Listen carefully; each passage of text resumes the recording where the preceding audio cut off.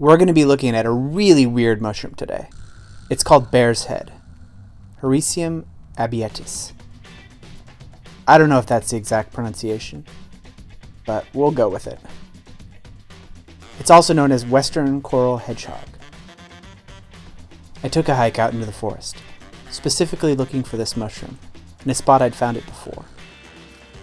It's a great culinary mushroom, with a texture somewhere between crab meat and ordinary grocery store mushrooms, like button mushrooms or shiitake. I love cooking with it. It's also a close relative of lion's mane, Hericium erinaceus, thus the similar look. I like it better than commercially grown lion's mane, which can be pretty good, but can also have a sort of soggy sponge texture when you cook it. Either way, bear's head mushroom found in the wild is much better. A little bit about bear's head mushroom. It's a decomposing mushroom and is often found growing on fallen trees and dead wood that has been sitting around for a while. It also has the really wonderful benefit of no real toxic lookalikes, at least where I live.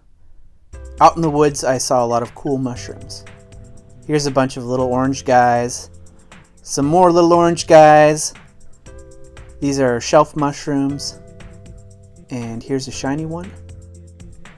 I wasn't really sure if I'd find the bear's head mushroom in the same spot that I found it before, but sure enough, it was exactly where I found it last time. It can be a beautiful and angelic white color when clean, but these had some specks of dirt on them, so they weren't perfect looking. The mushroom also starts to turn more yellow when it gets older, and once it looks really slimy, sad, and yellowed, it's definitely not really ideal for picking. These ones I picked were in a nice ripe range. The fruiting body has a really unique look, branching arms that have icicle-looking teeth that point downward, and they're quite noticeable out in the forest. They're easy to harvest, but can be hard to clean, as most things in the forest can be.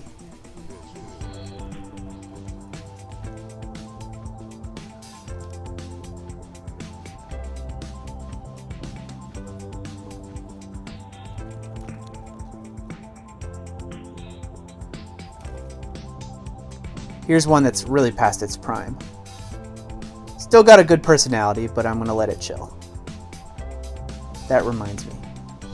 I think it's super important not to take everything. This is an organism that's trying to reproduce by producing a fruiting body and releasing spores, so I want it to survive and thrive in the woods, and I try to just take what I need. Alright, let's take a look around at some of the mushrooms that I found right around the area where I found the bear's head. These were some little mushrooms that were inside of a notch in a tree. Here are some really weird slimy mushrooms. These ones look like clumps of seaweed. A lot of mushrooms I saw were decomposers, as opposed to mycorrhizal. Mycorrhizal meaning mushrooms that have a mutually beneficial relationship with specific trees. You scratch my back, I'll scratch yours. There were a lot of decomposer fungi out there. Here's a bunch more that I found.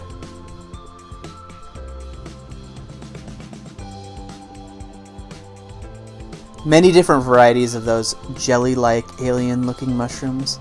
Slimy, weird, white, yellow, and brown. As well as some more traditional-looking mushrooms.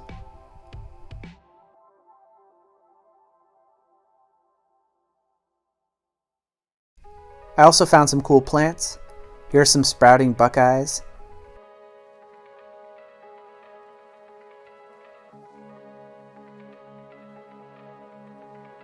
And mossy trees.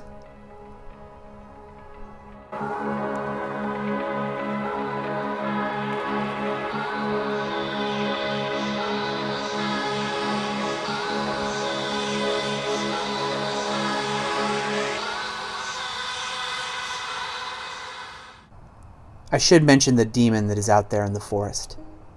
It is a devil that looks nondescript and harmless this time of the year. I'm talking about poison oak.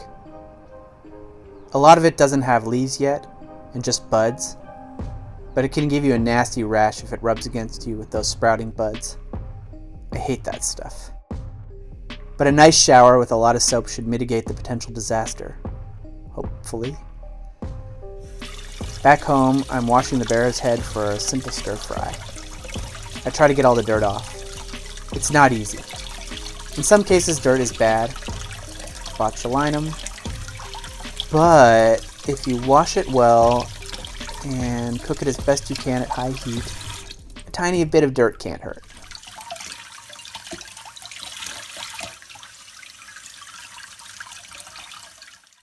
Anyway, I decided to put a lot of seasoning on the bear's head. I mean, you don't have to. You could just kind of get the more base flavor of the mushroom. But unlike chanterelles, the flavor isn't too special. So it's nice to add some stuff to spice things up. And at the end, I'll put it over some pasta. I started with avocado oil and sesame oil for frying.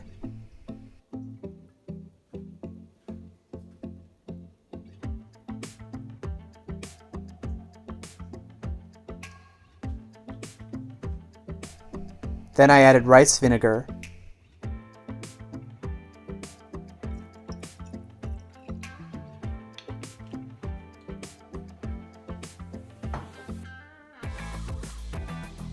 and soy sauce.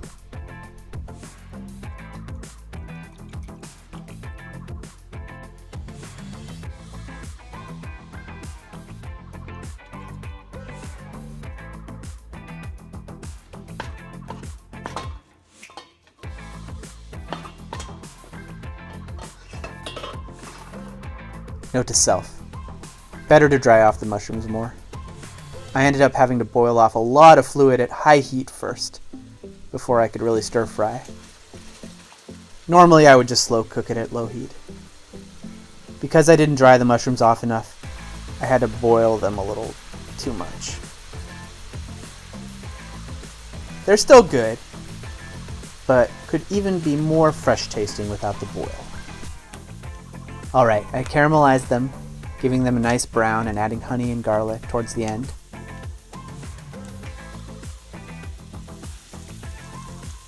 If I added these ingredients earlier, they would have burned.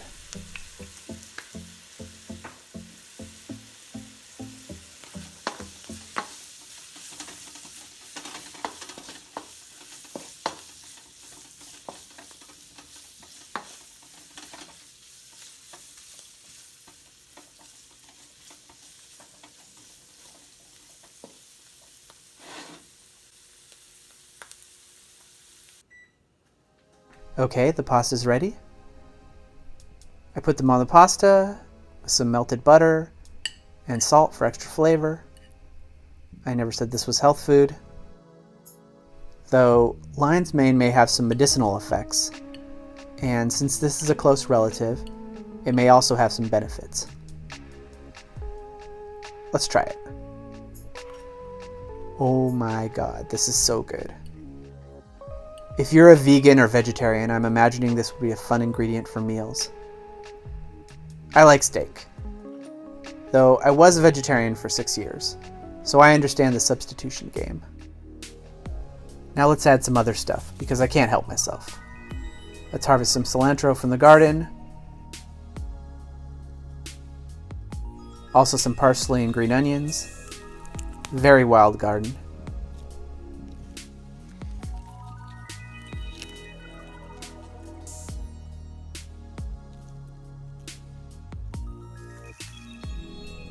Here's my little pet. Hi. Give her some affection. Alright, let's add some greens and some roasted almond pieces.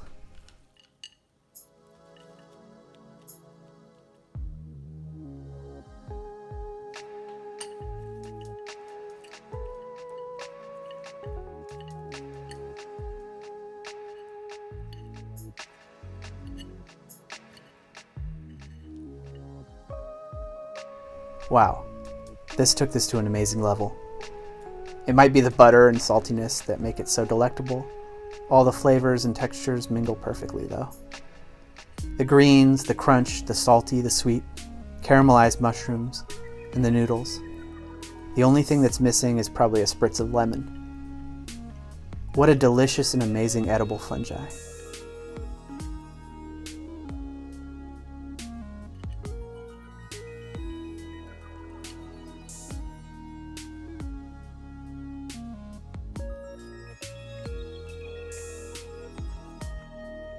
If you want to grow something similar, you can grow lion's mane at home with a grow kit, or try to find a grocery store that sells it.